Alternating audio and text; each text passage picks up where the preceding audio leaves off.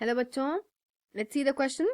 When here the question says that which of the following characteristic defines an element has as essential element or for a particular species. तो यहाँ पे क्या पूछा गया question में कि हमें तो बताया कि बहुत सारे इसेंशियल एलिमेंट्स होते हैं, राइट. इसेंशियल यहाँ पे हम लिखते हैं इसेंशियल मिनरल एलिमेंट्स, करेक्ट. तो ये जो इसेंशियल मिनरल एलिमेंट्स होते हैं बेसिकली, इन एलिमेंट्स के बारे में ये पूछा गया है कि कौन सा स्टेटमेंट जो है एक सही कैरेक्टरिस्टिक डिफाइन करता है इन इसेंशियल मिनरल एलिमेंट्स के बारे में.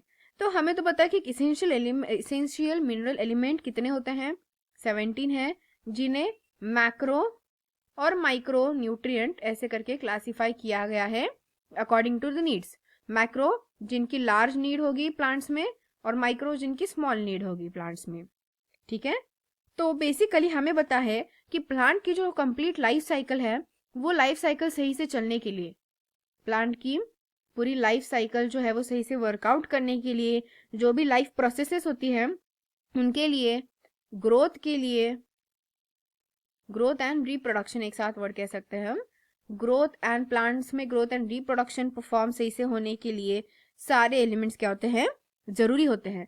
प्लांट्स के हर एक मेटाबॉलिक एक्टिविटीज में, यानी कि हम कह सकते हैं हर एक मेटाबॉलिज्म में प्लांट्स के कौन इन्वॉल्व होता है, मिनरल एलिमेंट्स इन्वॉल्व होते हैं, राइट. तो ये जो मिनरल एलिमेंट्स होते हैं दे आर नॉन रिप्लेसेबल. उनकी जगह कोई किसी भी पर्टिकुलर मिनरल एलिमेंट की जगह कोई और एलिमेंट नहीं ले सकता. यानी ये कैसे हो गए, non replaceable by any another element. कोई भी अनदर एलिमेंट उसे रिप्लेस नहीं कर सकता. मतलब समझो एग्जांपल ले रहे हैं कि जो नाइट्रोजन जो एक नीड प्रोवाइड करता है वो फॉस्फोरस नहीं कर सकता. यानी कि नाइट्रोजन की जगह चलो हमने फॉस्फोरस प्लांट्स में डाल दी, इसकी वजह से वो जो भी नीड थी वो कंप्लीट हो गई प्लांट की.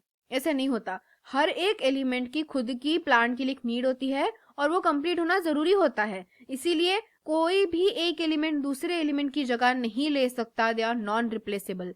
तो इसीलिए एलिमेंट्स की जरूरत होती है. तो that's why we are using the word non replaceable.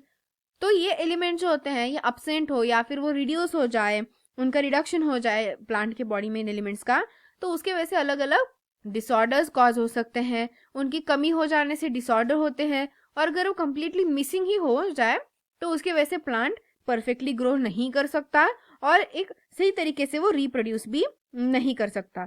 तो हमें तो 17 इसेंशियल एलिमेंट्स कौन कौन से होते हैं बता है, जैसे carbon, hydrogen, oxygen, nitrogen, phosphorus, potassium, calcium, magnesium. एक काम करते हैं हम यहाँ पे जो एलिमेंट्स है उनको सिंबल से रिप्रेजेंट करते हैं. Carbon, hydrogen, oxygen, nitrogen. Okay. तो ये जो सारे इसेंशियल एलिमेंट्स होते हैं वो प्लांट के किसी ना किसी मतलब एक्टिविटी में पार्टिसिपेटेड हमेशा होते ही हैं.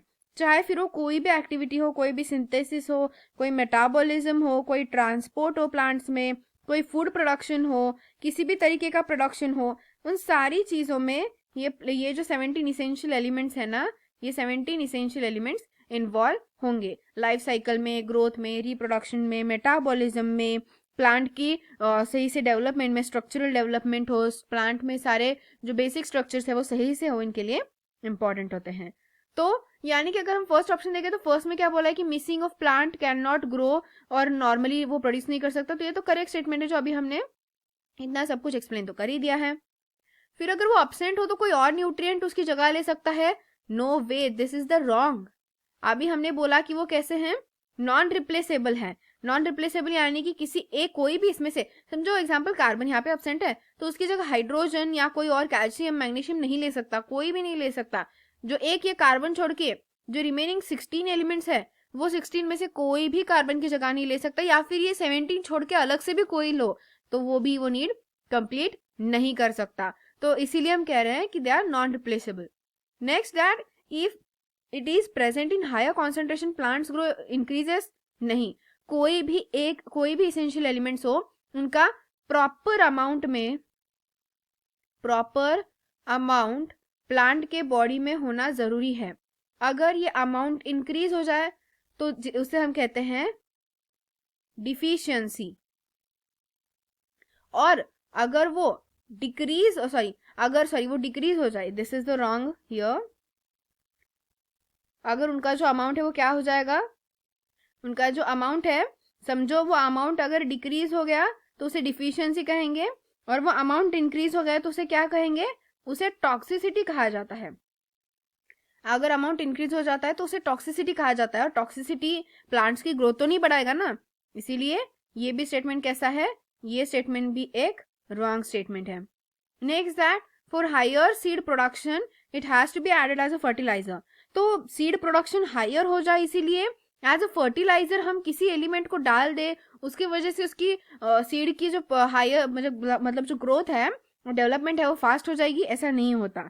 ये नेचुरली प्रोवाइड होना चाहिए प्लांट्स को थ्रू द सॉइल या फिर through the other environmental conditions, ये सॉइल में प्रोवाइड होना सॉरी प्लांट्स में प्रोवाइड होना जरूरी है। सो दैट्स वाई ये भी स्टेटमेंट कैसा है, रॉन्ग है। तो एकदम करेक्ट स्टेटमेंट कौन सा मेंशन किया हुआ है, that is in the mention option number A. इसीलिए हमारा यहाँ पे सही आंसर क्या होगा, A will be our proper and correct answers.